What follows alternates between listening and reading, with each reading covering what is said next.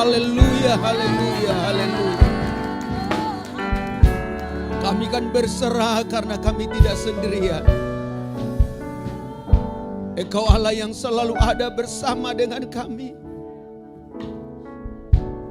dalam setiap kesulitan yang kami lewati. Kadang kami harus berdiam diri dan tidak bisa berbuat apa-apa. Tapi saat kami menengadah ke atas, ada pertolongan dan mujizat yang datang tepat pada waktu. Bahkan ketika tangan kami capek untuk diangkat, dan kami kehilangan tangan seperti Harun dan Hur yang membantu menopang dan mengangkatnya sekalipun, kami tidak pernah kehilangan tangan Tuhan yang selalu ada mengangkat tangan itu. Menandai bahwa dalam setiap ketidakmampuan kami, ada tangan yang lebih kuat yang bisa menopang kami. Dalam ibadah raya yang kedua di gerejamu, Gereja Bethel Indonesia, Ampera CK9 ini, tanganmu lebih daripada cukup mengangkat tangan kami, mengangkat hidup kami. Bahkan dalam kesendirian Engkau ada di situ. Dan Engkau bawa kami melihat segala perkara-perkara kedahsyatan yang Engkau tunjukkan di mata kami sendiri. Dan tidak hanya sekedar mata melihat dan mengaguminya, tetapi itu menjadi bagian yang tidak terlepas dari pengalaman mujizat yang kami alami. Mulut kami tidak mampu berkata-kata yang cukup, hanya sekedar untuk berterima kasih tentang rahmat dan kebaikan-Mu yang dahsyat itu. Dan kami hanya bisa bilang, thanks Lord. Thanks Lord. Kau begitu baik, Kau begitu baik. Sampai hari ini, Engkau selalu ada bagi kami. Ebenezer, itulah cara Tuhan membawa kami sampai di titik ini. Titik mujizat, titik kemenangan, titik pertolongan, titik kesembuhan, titik jalan keluar yang kami terima dari Tuhan. Terima kasih Tuhan Yesus. Makasih Roh Kudus. Dalam setiap tetesan air mata, Allah perhitungkan. Dalam setiap jeri lelah, ada mujizat di dalamnya. Mari bicaralah bagi kami, pakai hamba-Mu yang terbatas ini, untuk memperkatakan apa yang menjadi mau dan kehendak-Mu. Pakai kami semua, pengurapan hikmat melimpah atas kami. Kami bersyukur, kami percaya gereja ini diberkati. Om Pendeta Wibi sebagai gembala diberkati. Tim pastoral yang menampingi diberkati. Kami semua diberkati oleh Tuhan. Dalam nama Tuhan Yesus, kami berdoa, kami siap terima kebenaran firman yang hidup. Haleluya, haleluya, amin. Haleluya. Silakan duduk kembali. Shalom. Salam sejahtera bagi kita yang diberkati Tuhan. Rasa hormat saya kembali buat Om Pendeta Wibi dan keluarga, seluruh tim pastoral yang ada, dan seluruh jemaat Tuhan GBI Ampera yang luar biasa dan diberkati Tuhan hari ini. Saya bersyukur kembali ada bersama dengan saudara, dan saya percaya bahwa segala sesuatu mendatangkan kebaikan. Di tema besar kita, bangkit dan jadi teranglah. Haleluya. Sesi pertama dalam ibadah raya pertama tadi saya bicara tentang satu tema yang luar biasa, diasingkan untuk diutus menjadi berkat bagi keluarga, bagi banyak orang di sekitar kita. Dan di sesi ini saya mau bicara tentang lanjutan daripada ayat-ayat yang tadi sudah di sesi pertama kami baca, dengan kalimat tidak pernah tidak taat. Tidak pernah tidak taat. Jadi Bapak Ibu yang dikasihi Tuhan, ada cerita. Tadi saya sudah cerita di sesi 1. Alo pulang sekolah. Lalu dia bilang ke papanya, "Papa, Alo pikir papa ini adalah orang tua paling beruntung di dunia." Papanya kan kaget, terkejut. Kau ngomong apa? Ada apa masalahnya? Supaya papa tahu, mulai tahun depan papa tidak usah beli buku pelajaran lagi. Kok begitu? Alo tidak naik kelas. Jadi Bapak Ibu yang dikasihi Tuhan, kadang sesuatu yang menurut kita tidak beruntung dan tidak mendatangkan keuntungan, tetapi di sisi lain ada keberuntungannya, ya kan? Tidak naik kelas kan sesuatu yang tidak beruntung, ya kan? Buat Alo. Tetapi keberuntungannya adalah tidak beli buku pelajaran baru, ya kan? Jadi kalau hari-hari ini barangkali kita tidak beruntung, jangan langsung menyalahkan keadaan. Sebab barangkali Tuhan sedang mempersiapkan keberuntungan di saat ketidakberuntungan itu datang. Dan saya percaya kalau untuk itu saja bisa, apalagi anak-anak Tuhan yang sedang berada di jalan-jalan keberuntungan Tuhan. Keberuntungan akan jauh lebih maksimal kita dapat. Beri tepuk tangan dulu bagi Tuhan. Tadi pagi saya sudah bicara juga bahwa perihal tentang pertobatan yang dialami oleh Saulus ketika Tuhan bawa dia berjalan menuju ke Damsyik. Di tengah jalan kemudian Alkitab berkata bahwa ada cahaya yang melebihi cahaya daripada matahari yang menerpa dia dan teman-temannya dalam perjalanan, lalu mereka rebah.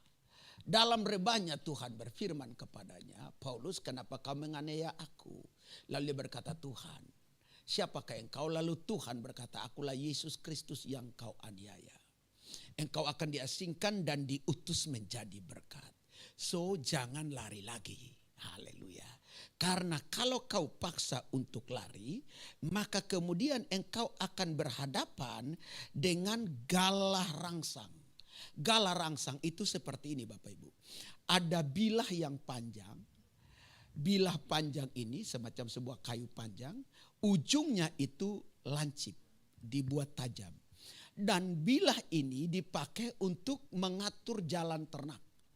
Entahkah sapi, entahkah kerbau. Sehingga ketika ternak salah jalan atau berubah arah, maka galah ini, galah rangsang ini dipakai untuk nusuk kakinya. Nusuk kakinya pelan aja. Dan dia kan otomatis kan ngerasa sesuatu yang menusuknya, dia akan kembali ke jalan benar. Nah, kalau dia melawan nih, dan dia paksa untuk terus melawan, maka itu otomatis akan masuk dan memberi rasa sakit yang parah. Kalau kita coba dengan apa yang Tuhan mau dan melenceng, Tuhan kasih galah rangsang aja udah, tusuk. Makin melawan, makin tertusuk. Makin melawan, makin masuk. Dan itu memberi rasa sakit. Jadi jangan melawan maksudnya. Dengan Tuhan punya urusan. Sebab akan menimbulkan rasa sakit. Paulus aja bilang, saya enggak mau lagi melawan. Karena sukar bagiku, ayat 14. Menendang ke galah rangsang itu. Sedangkan ditusuk sedikit saja udah sakit. Apalagi menendangnya. Karena itu akan menjadi pekerjaan yang sia-sia. Sukar bagi kita untuk melawan Tuhan. Amin. Jangan lawan Tuhan, punya urusan dan pekerjaannya. Itu hanya mendatangkan kesia-siaan bagimu dan memberi rasa sakit yang berkepanjangan. Dan hari ini saya mau bicara tentang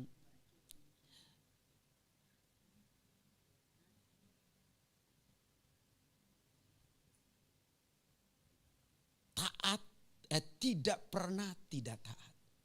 Tadi pagi juga saya sudah bicara, diasingkan dalam persembunyian Tuhan. Orang yang diasingkan dalam persembunyian Tuhan itu adalah pribadi yang tidak hanya kemudian memasuki persembunyian Tuhan, dipaksa dalam persembunyian Tuhan, tetapi akan melihat dan mengalami mujizat demi mujizat yang Tuhan nyatakan bagi hidupnya.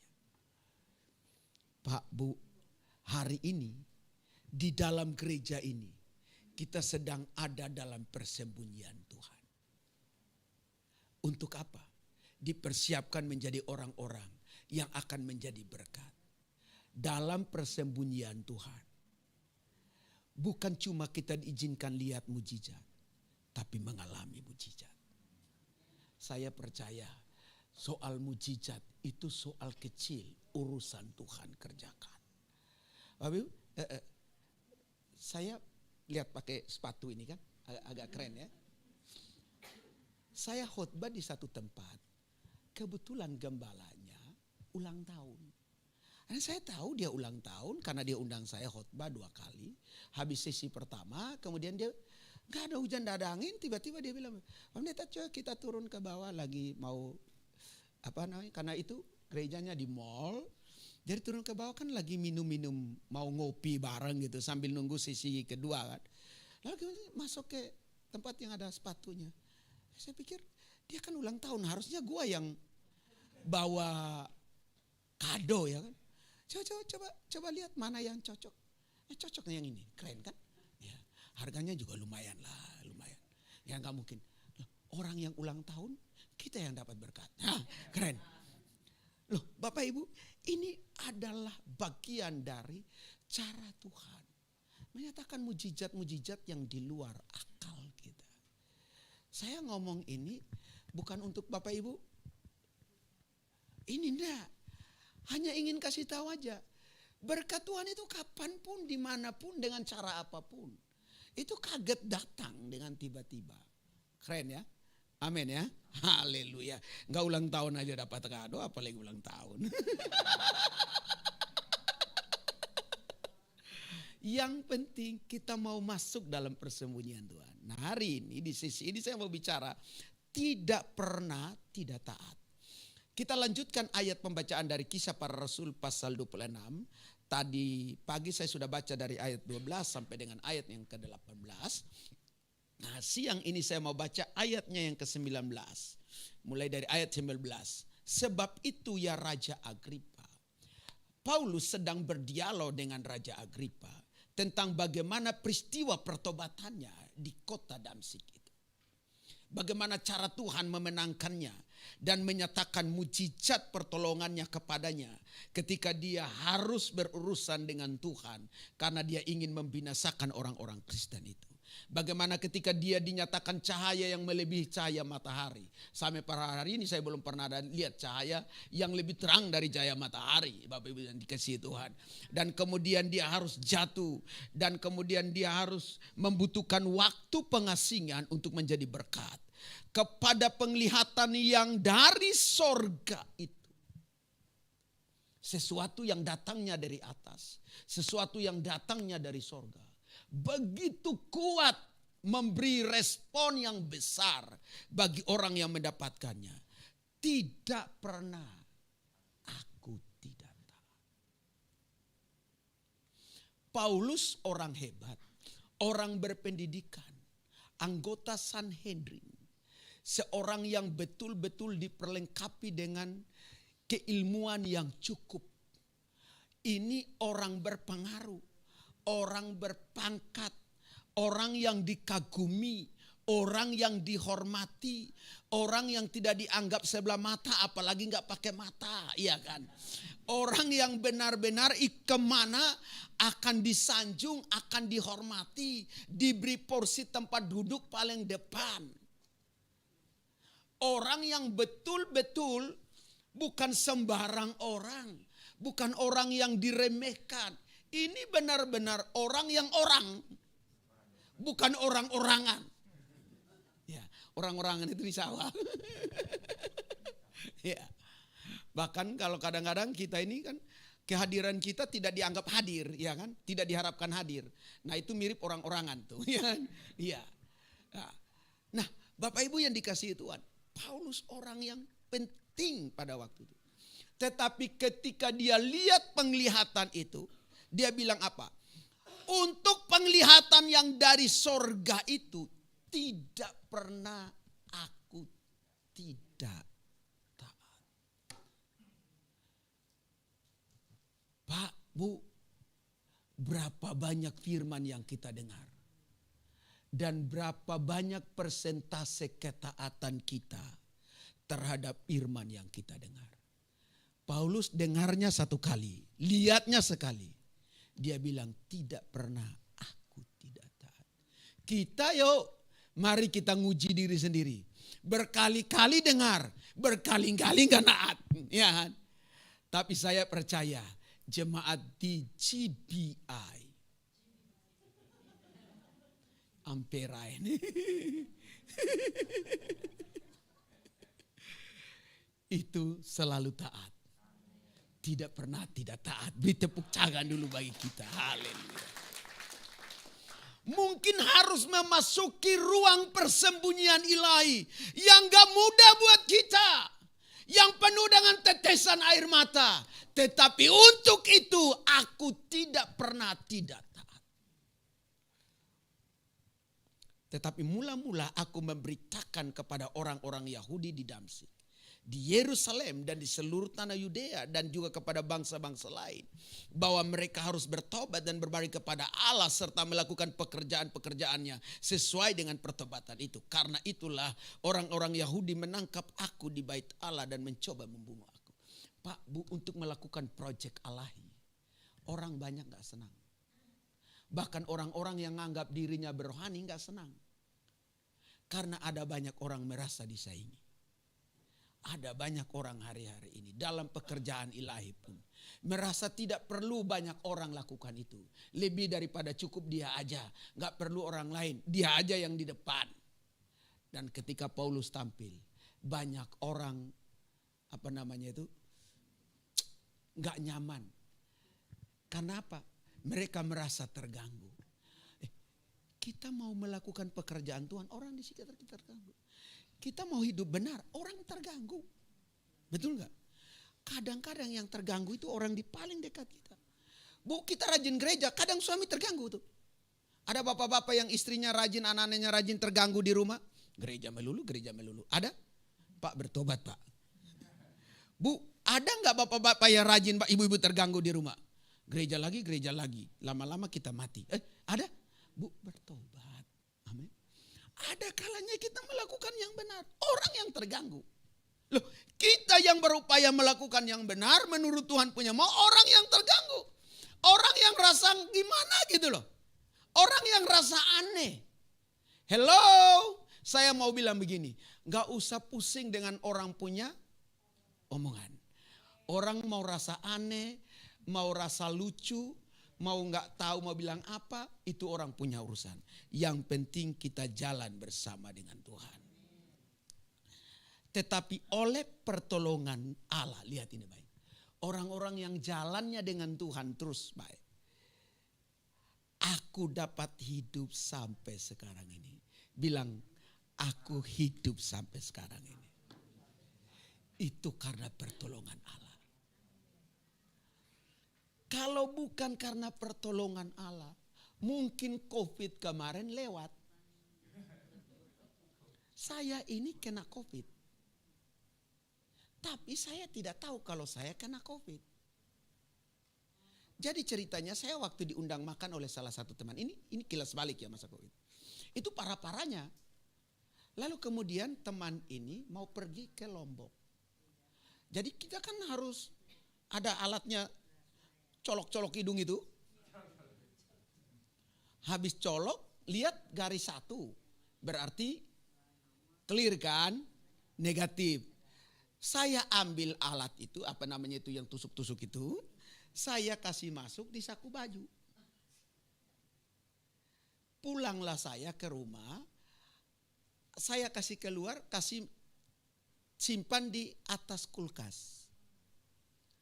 lupa. 2-3 hari kemudian tiba-tiba ketika teman yang kami diajak makan di tempatnya mau pulang dari Lombok, itu kemudian tertahan positif COVID.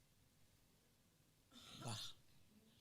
Lalu karena sadar dia positif COVID tertahan di Lombok 2 minggu, saya pergi lihat dong yang barang itu di atas kulkas. Saya lihat, saya sudah lagi kena flu berat waktu itu.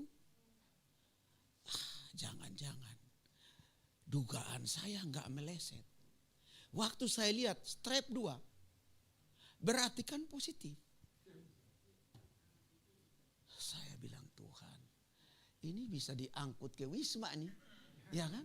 Diam-diam saya pergi mengasingkan diri ke Cilengsi tanpa kasih tahu orang rumah.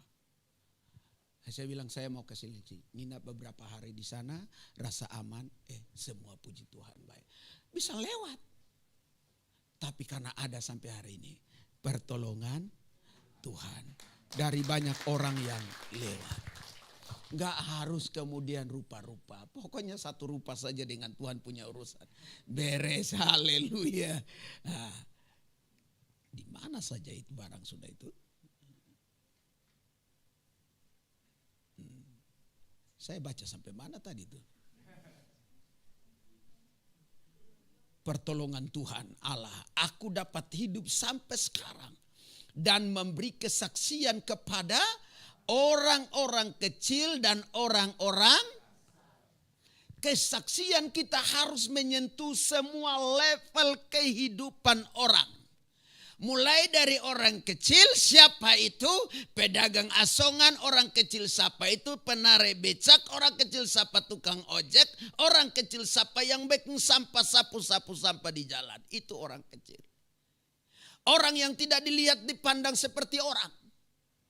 Pernahkah kita pandang orang tidak seperti orang? Walaupun kenyataannya dia adalah orang. Tapi karena kita pikir, apa sih? Kadang lewat pekerjaan kita anggap itu bukan orang. Menilai orang dari hanya sekedar pekerjaannya. Alkitab suruh kita sentuh semua level orang. Bahkan sampai orang-orang besar. Paulus kerjakan itu sampai menyentuh level raja sekalipun.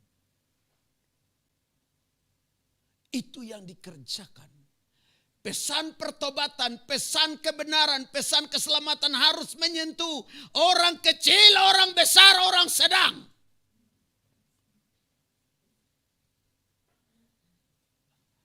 Karena kalau tidak menyentuh itu, kita ada punya sesuatu yang lain. Kalau hanya nyentuh orang besar berarti kau sedang cari keuntungan untuk dirimu sendiri. Maka saya setuju gereja ada di tempat ini. Hamba-hamba Tuhan yang luar biasa. Adakah orang kecil di sini? Sedang, besar di sini? Semua disalami? Betul ya Pak hambanya ya? Gak cuma yang besar disalamin, apalagi badan gede, badan besar. Ya kan? Kalau cuma badan besar kita pe istri lebih besar.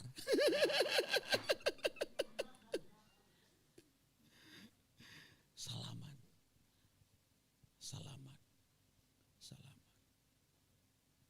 Seperti apapun rupa orangnya. Itu harus nyampe ke sana. Dan apa yang kuberitakan itu tidak lain daripada sebelumnya yang telah diberitakan oleh para nabi dan juga oleh Musa. Yaitu bahwa Mesias harus menderita sengsara dan bahwa ia adalah yang pertama yang akan bangkit dari antara orang mati. Dan bahwa ia akan memberitakan terang kepada bangsa lain dan kepada bangsa-bangsa lain. Ya setuju katakan amin. Pemberitaan tentang keselamatan di dalam Yesus harus didengar oleh semua orang. Menyentuh semua level kehidupan. Saya percaya kalau itu kita kerjakan, gereja ini enggak muat. Gereja ini enggak muat. Kalau itu yang dikerjakan oleh Bapak Ibu, gereja ini enggak muat. Nah, tidak pernah tidak taat, itu bicara apa? Yang pertama, klik. Tidak ada penolakan. tidak ada penolakan terhadap firman Tuhan. Walaupun itu terdengar aneh dan gak masuk akal. Bagi Paulus, waktu dia dengar firman Tuhan, aneh. Gak masuk akal. Dia harus tinggalin semua kok. Hello, itu bukan hal yang mudah baginya. Dia harus tinggalin semua kemewahan itu. Dia harus tinggalin semua rasa hormat itu. Hanya untuk jadi saksi dan jadi berkat bagi orang kecil dan bagi orang besar. Tadinya level dia kan cuma level orang besar. Gak perlu urus orang kecil. Gak level Kalau saya udah pakai jas begini, gak level urus orang kecil. Gitu ya Pak. Apakah begitu? Tapi kalau saya pakai jas, ngurus orang yang level kecil, kotor Pak. Kotor. Gak pas. Boleh gak tiba-tiba saya harus buka jas ini untuk urus orang yang kecil? Kalau orang yang punya hati, ini bukan apa-apa. Ini hanya pelekat di badannya. Dia harus bisa tinggalin ini. Urus yang di sana. Itu baru betul. Dan itu yang dilakukan Tuhan buat Paulus. Dia enggak nolak. Walaupun enggak masuk akal. Kita kerap kali nolak karena enggak masuk akal. Dalam banyak urusan dari firman Allah, ketika itu enggak masuk akal buat kita, kita nolak. Oh bukan, itu kayaknya bukan untuk aku deh. Betul enggak? Ketika pesan firman Tuhan datang, kita langsung backing benteng memang. Itu bukan untuk saya, bukan, aneh itu. Enggak masuk akal itu. Hello, setiap pesan firman harusnya menjadi sesuatu yang masuk akal buat kita. Yang mustahil bagi kita, harusnya itu menjadi yang enggak mustahil buat kita. Sebab Alkitab berkata, yang kau anggap mustahil justru itu enggak mustahil bagi Tuhan. Pak, Bu, kalau cerita bagaimana cara Tuhan menolong, tadinya bagi saya enggak masuk akal. Dibuat Tuhan masuk akal. Hari gini orang mau tolong kita, masuk akal enggak? Ini semua orang butuh. Betul enggak? Saya tadi baru cerita ke Pak Gembala. Saya mungkin juga sudah terakhir kali saya khotbah di sini saya pernah ngomong. Ada anak Tuhan yang bantu gereja kami yang ada di gereja cabang Cilengsi. Saya kan gerejanya di Cilitan, tapi saya punya gereja cabang di Cilengsi. Saya ada beli tanah 1000 meter lebih di sana dan sedang mau bikin gereja. Singkatnya kemudian saya tidak pernah kenal orang ini sebelumnya, dipertemukan oleh orang tertentu dan anak Tuhan ini yang tadinya saya tidak kenal akhirnya ketemu. Datang ke tempat kami. Singkatnya kemudian kami ingin bangun sebuah gereja yang sederhana. Cuma nominal kalau paling kuat 100 juta bikin petak selesai urusan. Anak Tuhan ini berpikir kalau cuma 100 jutanya dia orang kaya juga mungkin beres urusan. Setelah pulang sampai di rumah saya ditelepon. Pastor, yang Tuhan taruh di hati itu seperti apa? Saya bilang, dengan nominal 100 juta rasanya mustahil untuk yang Tuhan taruh di hati saya diterjemahkan. Enggak, yang Tuhan taruh di hati bisa diterjemahkan. Saya bilang mau pengen bangun lantai 2, ada pastori, ada gerejanya, dan kemudian 10 kali 20. Uang 100 juta Pak, enggak cukup. Lalu kemudian kira-kira bikin gambarnya. Saya bikin orek-orek. Orangnya bikin gambarnya Pak. Keren punya. Akhirnya dimulai. RAB daripada perakitan besi dan pemasangan WF-nya saja sudah 640 juta. Saya lihat itu kan kaget. Ini mau bikin apa ini? Ya kan? Tapi cara Tuhan menolong. Singkatnya bulan 6 kemarin, tanggal 6, mulai bangun Pak. Saya pikirkan langsung bangun gerejanya. Pagar keliling dulu di backing Pak. Kan itu bikin rugi-rugi tuh. Ya kan? Ya kan bikin rugi-rugi tuh. Ya. Dan sekarang sudah pondasi, besinya sedang dipersiapkan, bulan 12 ini nanti dipasang. Dan saya kira itu memakan biaya cukup besar, miliaran rupiah. Kalau kita tidak menolak apa yang Tuhan mau. Dan merasa itu bukan sesuatu yang aneh buat kita. Dan gak masuk akal. Kita jalanin aja. Tuhan bekerja melampaui akal pikiran kita. Yang setuju katakan amin. Taat harus pakai pikir lebih dulu. Kadang orang bilang gak pakai otak lu. Untuk urusan Tuhan dan pekerjaannya. Ada kalanya kita gak perlu pakai otak. Karena otak kita gak mampu untuk mikirnya. Saya pernah ngomong kan, istri pernah bilang saya gila, ya kan? Karena ngukur orang punya rumah siang bolong. Rumah itulah yang jadi gereja kami 11 tahun lamanya sampai sekarang. Yang dibilang gila itu. Gak pakai otak, Pak. Itu ngukur gak pakai otak udah. Ngukur pakai tali rafia. Kadang kita bikin sesuatu, Tuhan punya urusan. Kadang gak perlu pakai otak. Lalu pakai apa? Pakai imanmu. Imanmu lebih daripada otakmu. Karena kalau pakai otak, otak lebih kasih kalah imanmu. Sehingga tadinya kita bilang itu jadi, ternyata tidak jadi. Karena otak bilang, gak mungkin jadi itu. Memang kamu siapa? Orang aja belum jadi orang. Itu Pak. Amin. Amin.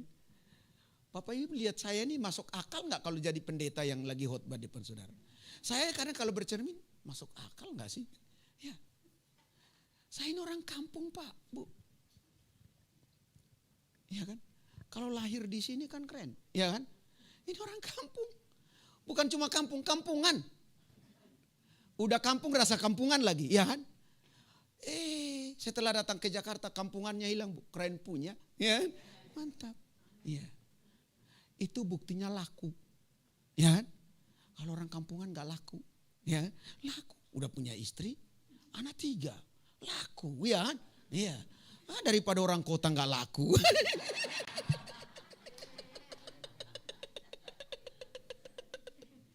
Kasihan deh. Yang belum laku pasti laku kemudian hari. Jadi dia tidak perlu pakai pikir dulu, gak perlu pakai otak untuk mikirin kira-kira bisa tidak. Gak usah, amin. Tidak menolak walaupun gak sesuai dengan akal sehat. Jalan saja. Kalau untuk Tuhan punya urusan, kita jalan saja. Seperti tema kita tadi, tidak pernah tidak taat. Pokoknya taat aja. Orang yang taat aja, pasti Tuhan mengatakan mujizatnya.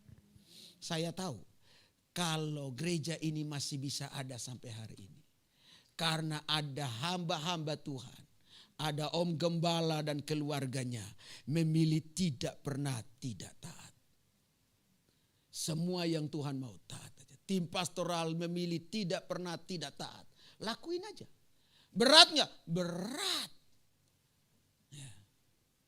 Tapi yang berat jadi bisa masuk di akal. Yang setuju katakan amin. Nuh waktu buat batra sesuai kemauan Tuhan. Masuk akal enggak? Nuh punya alasan menolak enggak? Kalau Bapak Ibu semua ini disuruh bangun batra di zaman Nuh. Saya kira ini bisa tinggal 2 atau 3 orang. Karena ribut dulu kan? Iya kan? Iya. Jangankan bikin batra. Natal aja ini. Itu udah ribut dulu ya kan? Sudah ada panitianya. Yang gak panitia aja ribut ya kan? Yang gak panitia ribut, gimana panitianya ya kan?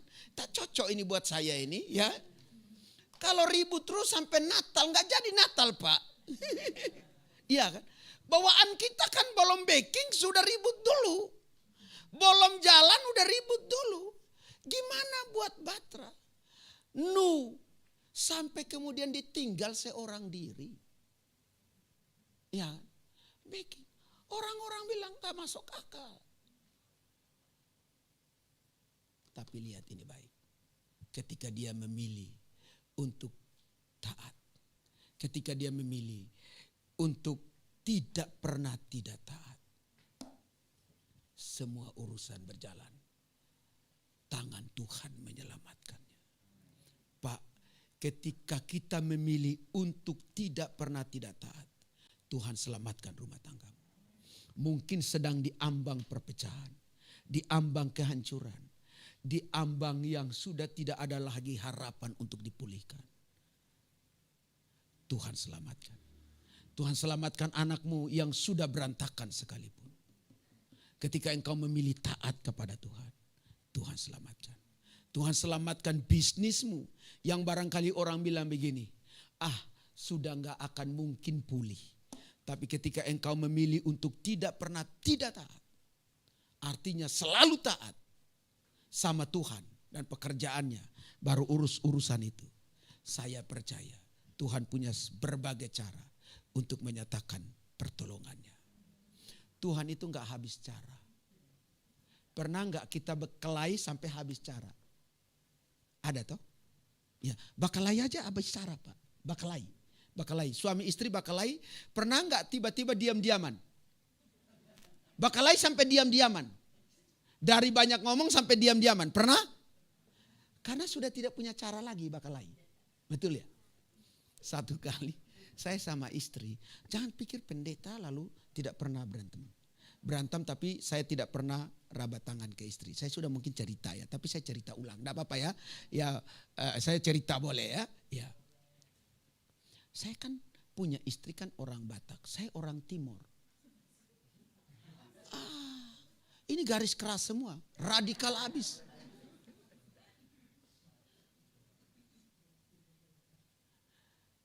Satu kali kami berantem hebat. Tapi saya tidak pernah, selama berantem saya tidak pernah mau maki. Anjing lu, babi lu. Orang Batak kalau maki, gak usah anjing babi, keong lu. Keong aja itu maki loh. Ya. Nah, setan lu, malam kita tidur sama setan. Ya. Kita juga setan. Ya. Kalau coba Pak Bu kalau berantem ada yang suka maki-maki gitu. Istri maki suami dengan malam waktu kita tidur sama siapa? Tidur sama setan ya. Berarti kita juga setan. Sesama setan jangan saling menghujat. Saya gak pernah ngomong yang begitu. Gak pernah. Saya saking marahnya sempat mukul tembok. Nah itu tempat yang cocok untuk mukul tembok. Berantem tiba-tiba ada yang ketok pintu. Yang ketok pintu ini adalah kakak laki-laki daripada istri. Orang Batak, ada orang Batak di sini. Banyak. Ini hula-hula. Sebelahnya halo-halo. Hula-hula ya. Ini ngeri Pak. Ini kayak raja ini. Kayak raja. Saya bilang ke istri, stop dulu. Kayaknya itu suara laek. Stop dulu. Kita break dulu. Nanti setelah laek pulang kita nyambung. Iya kan? Selama nanti saya turun, saya panggil kamu datang. Tidak boleh nunjukin muka sedang ribut. Turun. Horas laek datang laek. Masuk ke. Nah, saya panggil. Kan ini semua kan drama ini kan. Ya, drama yang sudah disetting. Karena saya panggil istri dari sebelum pacaran sampai sudah punya anak 3 yang selalu saya bilang panjangnya hujan turun lagi ya kan. Yang turun ada laek. Saya lihat dia sudah senang turun. Memang ini baru mantap. Ini istri betul yang mantap nih. Sudah disetting dalam waktu yang singkat bisa ke setting sedemikian rupa. Ya, ini keren. Habis itu turun. Baking kopi. Saya kira laek saya itu pulang habis ngopi. Rupanya dia libur kerja. Mau datang hanya ngobrol. Buset deh. Habis ngopi gak pulang. Makan siang. Habis makan siang gak pulang. Tidur-tiduran. Nah kapan kita mau lanjut ini barang ini? Udah begitu sampai malam. Kan orang Batak kan ngopi. Habis itu makan. Ngopi lagi kan. Tiduran, ngopi, makan. Sampai malam. Gak pulang-pulang. Aduh tidur-tiduran jam. Mungkin pulang jam-jam 9 apa 10-an, 11-an gitu lah. Di situ kita berbenah, naik ke atas. Saya lihat dia lihat saya. Gimana kita sambung lagi? Enggak usah lagi. Ya udah maaf-maafan. Kadang urusan begitu terselamatkan dengan model kayak gitu. Keren ya. Dengar ini baik.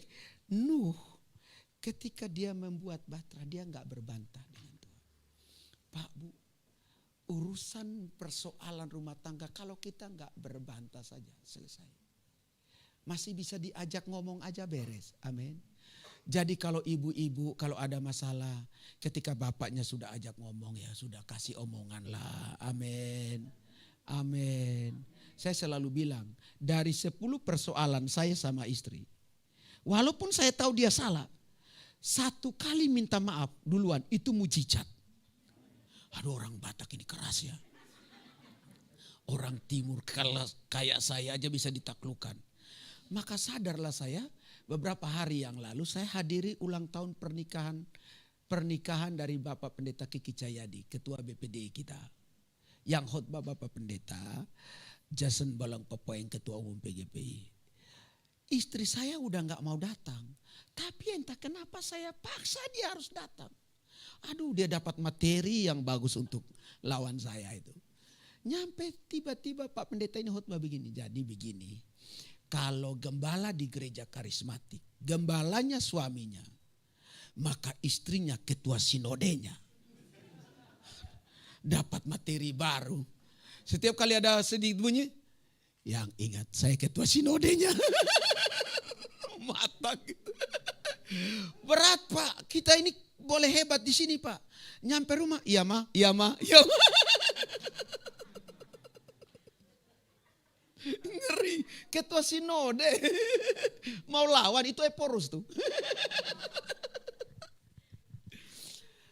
Saya cuma mau bilang, ketika semua bisa diajak bicara, nggak hilang kehormatan kita, betul nggak? Saya nggak pernah hilang hormat saya sebagai suami, sebagai seorang gembala dan yang lainnya. Ketika kita berusaha untuk tidak menolak firman, walaupun terdengar aneh dan tidak masuk akal. Saya percaya ruang mujizat terbuka bagi kita. Yang setuju katakan amin. Berkat Tuhan akan mengalir dengan melimpah bagi kita. Yang kedua, haleluya. Tidak pernah tidak taat. Berangkat dari orang yang bangkit dan jadilah terang. Itu adalah pribadi yang tidak pernah tidak taat. Dia wajib taat sama Tuhan punya urusan dan pekerjaannya. Dia nggak bisa tidak berkata untuk menolak firman. Walaupun kedengarannya aneh. Ya, kedengarannya nggak masuk akal. Masuk akal nggak kemudian kita harus mengampuni musuh kita. Nggak masuk akal buat kita. Tadi pagi saya bilang pengen rasanya dicekek aja. Ya kan? Apalagi orangnya terlihat mata. Yang gak terlihat mata kita dengar orang omongin kita, pengen kita ke rumahnya. Yang orang tetangga sebelah misalnya, tiba-tiba omongin kita dan kita tidak dengar. Ada orang lain yang ceritain ketiga walaupun udah ditambah-tambahin tuh, ya kan? Kita datang ketok rumah orang siang bolong, hanya mau cek ini orang, tetangga ini yang omongin kita. Padahal belum tentu omongannya seperti itu, betul gak? Ya. Kalau kita belum cek rasanya aneh buat kita. Tahu cekek? Ya. Ya. Kalau orang timur bilang ramas. Pengen ramas mukanya. Ramas itu kayak diremas-remas gitu ya. Jadi Bapak Ibu jangan sampai diramas ya. Iya. Gak masuk akal. Kita pengen balas tuh. Tapi orang yang melakukan firman, dia tidak akan melakukan itu. Ya setuju katakan amin. Serahin sama Tuhan aja, urusan pasti beres. Saya kira Tuhan tidak pernah kehabisan cara untuk menyatakan hal-hal baik buat kita. Yang kedua, tidak pernah tidak taat bicara, tidak ada keraguan dan penundaan dalam melakukan kehendak Tuhan. Waktu Paulus terima pesan itu, dia enggak ragu. Dan dia tidak menunda untuk tidak melakukannya. Berapa banyak kita ketika terima pesan Tuhan, kayaknya bukan untuk saya. Gak cocok. Ini gak mungkin. Lalu kita menunda untuk melakukannya. Jadi gak? Hello, jadi gak? Kalau kita terima pesan Tuhan, lalu kita ragu-ragu dengan pesan itu, lalu kita menunda untuk melakukannya, jadi enggak? Enggak akan jadi. Kalau seandainya berkat yang Tuhan taruh mau kasih ke saya, yang saya sudah ceritakan itu, lalu kemudian saya pikir, enggak mungkinlah hari gini, siapa mau bantu dengan duit segitu banyak, enggak masuk akal tuh. Kita ragu-ragu. Lalu ketika orang bilang begini, sudah Pak, kita mau duluan dulu bangun tembok keliling. Kita bilang gak usah, ngapain bangun temboknya, gak usah, lebih baik gak usah. Berarti kita sedang menunda proyek yang jauh lebih besar di depan mata, betul gak? Maka itu tidak akan pernah jadi. Hello, dengar ini baik. Ketika kita dengar pesan Tuhan, maka berhenti untuk meragukan pesan itu. Dan berhenti untuk menunda melakukannya. Sebab orang yang meragukan dan menundanya, ini akan menjadi semacam sebuah blokir total dalam hidupnya. Untuk dia melihat hal-hal besar yang akan terjadi pada hidupnya di hari esok. Pak, Bu, kalau Tuhan yang suruh, walaupun terblokir, akan terbuka. Ada portal akan terlepas. Ada jeruji besi. Tuhan gak pernah punya cara yang tidak bisa menyelesaikannya. Pasti selesai. Dan Paulus alami itu. Waktu dengan Silas di penjara. Alkitab berkata, besi-besi jeruji penjara itu hanya dengan pujian terlepas. Gak usah banyak ngomong, cari kunci. Kunci mana? Kunci mana? Kunci mana? Bisa gak pergi kerjain itu penjaga dulu, ya kan? Cari kuncinya. Gak perlu. Hanya dengan menyanyi. Kunci tak buka sendiri. Pernah tak Bapak Ibu kegembok di luar dan angkat tangan menyembah, menyanyi. Lalu kunci tak lepas. Belum kan? Ya kan? Pasti cari kunci kan? Ya kan? Atau lupa kunci di mana? Gimana caranya? Coba sesekali menyanyi coba. Iya. Ya tapi kalau lupa kunci ya lebih baik cari. Ya kan? Kalau menyanyi tidak bisa justru ambil palu supaya ketok-ketok aja. Tapi saya mau kasih tahu real. Ini mujizat datang. Karena memang tidak ada cara lain. Caranya cuma satu itu. Ketika dia tidak ragu dan menunda untuk melakukan apa yang menjadi kehendaknya. Kehendak Allah bergerak begitu cepat, dinamis. Dan mendatangkan mujizat demi mujizat. Apa yang dialami oleh Abraham ketika disuruh keluar dari Mesir. Dari daerahnya, Ur Kasdim. Abraham gak ragu. Abraham gak menunda itu. Amin. Abraham bilang, iya aku berjalan. Disuruh pergi ke negeri yang dia belum tahu. Dia gak ragu. Dan dia tidak menunda apa yang menjadi pesan itu. Dan Alkitab berkata pada akhirnya Abraham diberkati dengan luar biasa. Bukan cuma keturunannya diberkati. Tapi dia diperlengkapi dengan semua berkat kekayaan dan kehormatan yang begitu menakjubkan. Orang yang tidak meragukan firman dan tidak menunda firman untuk dilakukan, dia akan dilekatkan berbagai bentuk kehormatan kehidupan yang akan menyertai hidup dan perjalanan.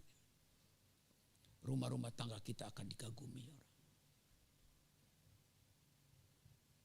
Pelayanan kita akan menjadi pelayanan yang disenangi oleh banyak orang.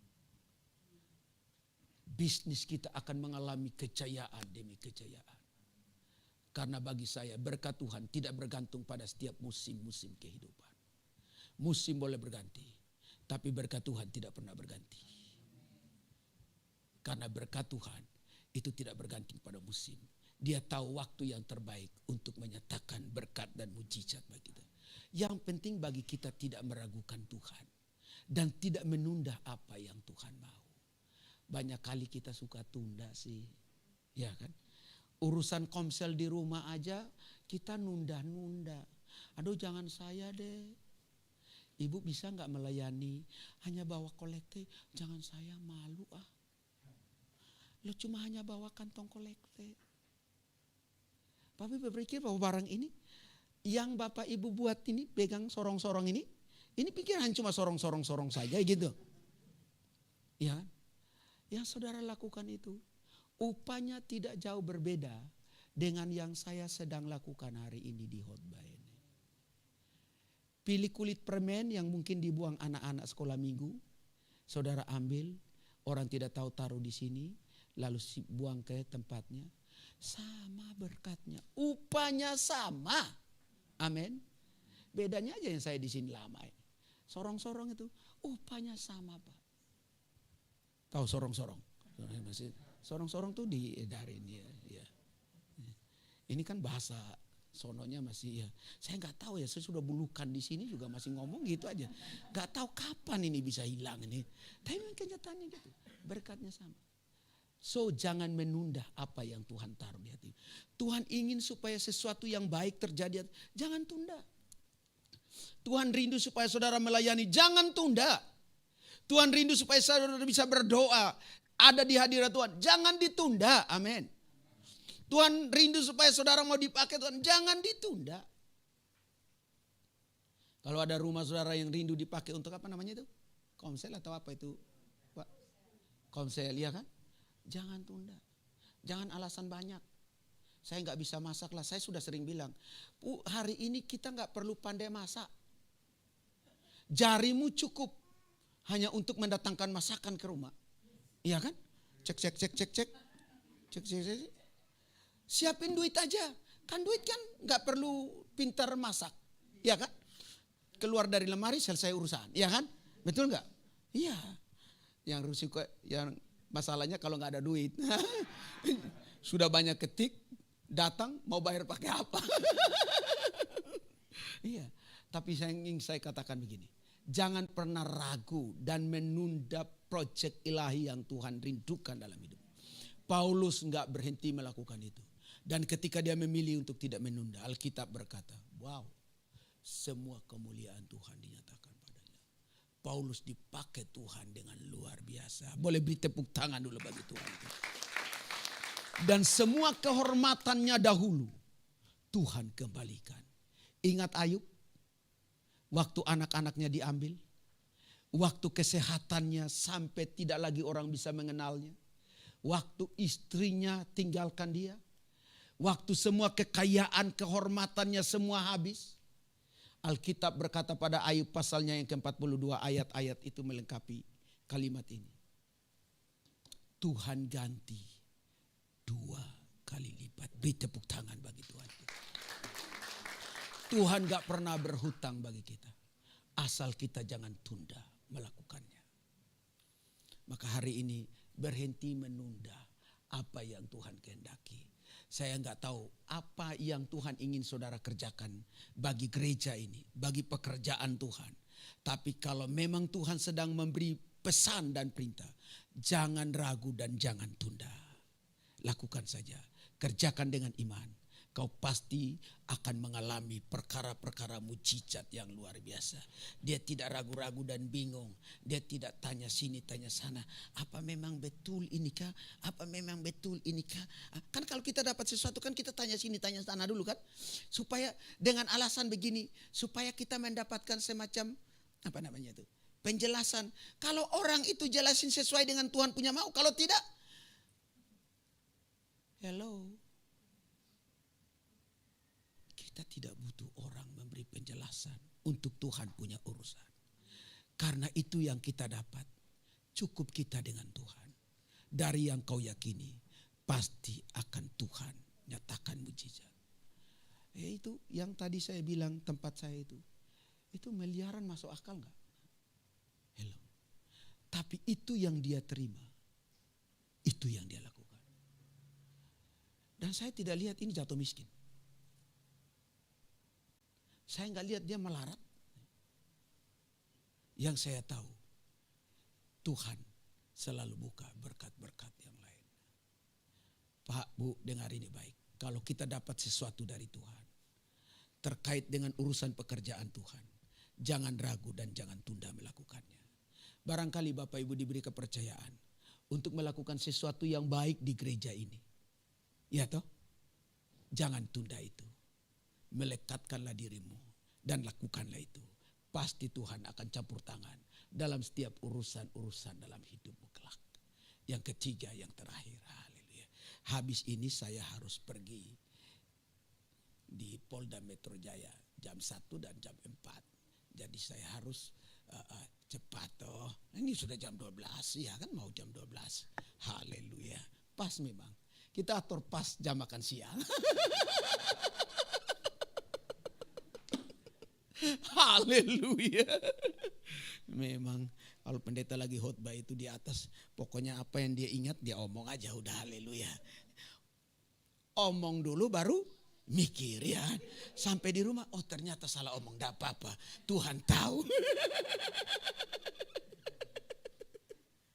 Haleluya. Tuhan dari atas dia bilang, kau salah ngomong, kau ngomong terus. Yang ketiga, yang terakhir, haleluya. Tidak ada yang tidak aku taati. Tidak pernah tidak taat. Bicara yang ketiga adalah tidak ada lagi pemberontakan dalam hatinya.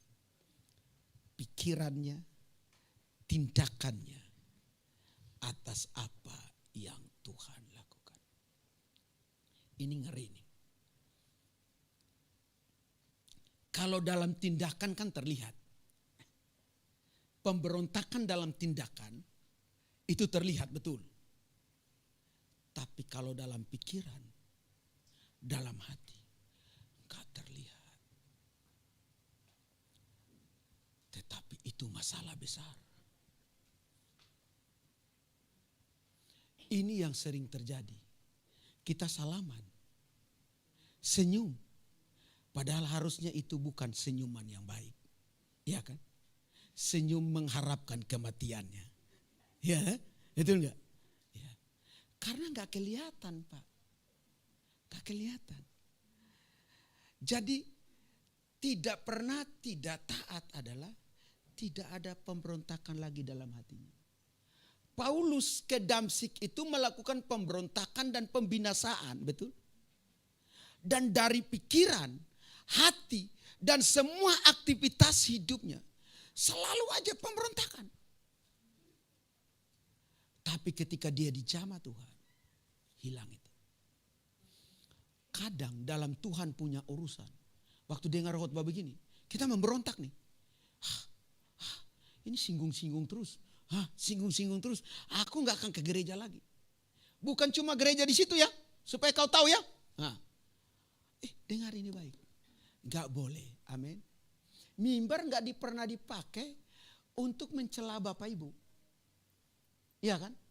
Lagian juga ngapain saya tahu Bapak Ibu berdosa, saya ngusik-ngusik. Bukan urusan saya lah itu, ya kan?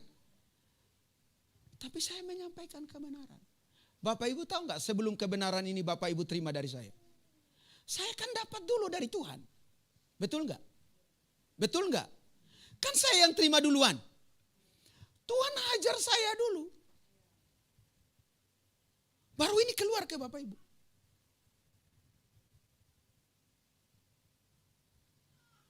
Kalau seandainya saya tahu ini bukan untuk diri saya akan geser poin ini. Saya tahu ini bertentangan dengan kehidupan saya. Di mana saya bukan pelakunya, saya akan geser, ngapain saya mau bicara ini. Betul gak Pak? Kalau kita pembuat kejahatan Pak, lalu ada dapat pesan untuk bicara itu, kita geser Pak, karena kita bertentangan dengan hati nurani kita. Ngapain kita bicara itu kalau itu menuduh kita sendiri? Hello, mimbar tidak pernah dipakai untuk mencela dan menghakimi orang. Tapi mimbar dipakai untuk menerjemahkan kebenaran firman. Kalau Bapak Ibu dapat, jauh sebelumnya yang beritakan itu sudah clear dengan Tuhan.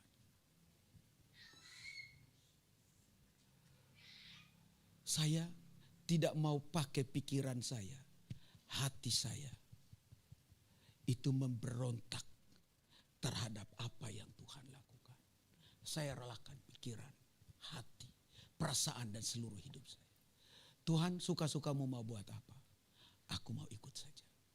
Yang terbaik itu dia tunduk dan terima kehendak Tuhan tanpa berbantah. Tadi saya sudah bilang, Tuhan kau nanya. Kamu nanya. Mau saya jawab? Kamu nanya. Kita punya cukup alasan untuk bisa berbantah dengan Tuhan. Mungkin itu ada. Tapi diamkan mulutmu. Tutup rapat-rapat mulutmu. Jangan pernah berbantah. Dan biarkan Tuhan yang berperkara dengan hidup. Menyerah total. Maria ibu Yesus ketika mengandung dari Roh Kudus. Dia punya cukup alasan untuk berbantah dengan Tuhan. Gua perawan. Gua mau taruh di mana muka ini. Ya kan? Ya kan ketika kadang ngomong mau ditaruh di muka malu. Ya kan?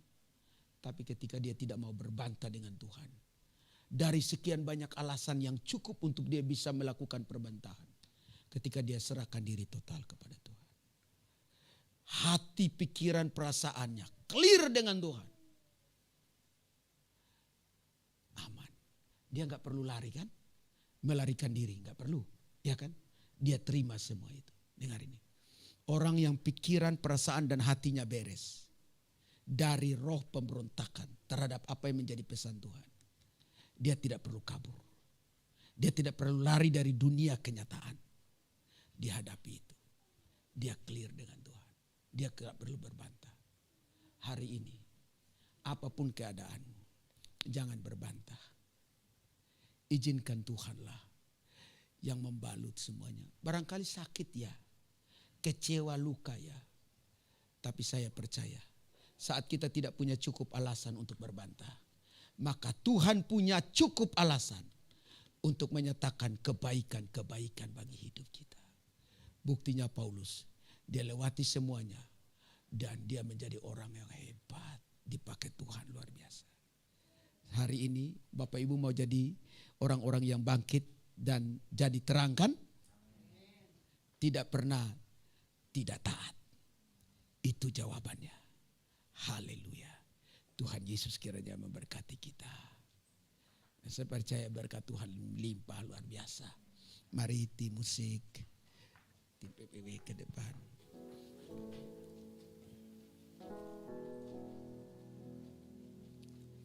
Ku ingin selalu bersekutu dengan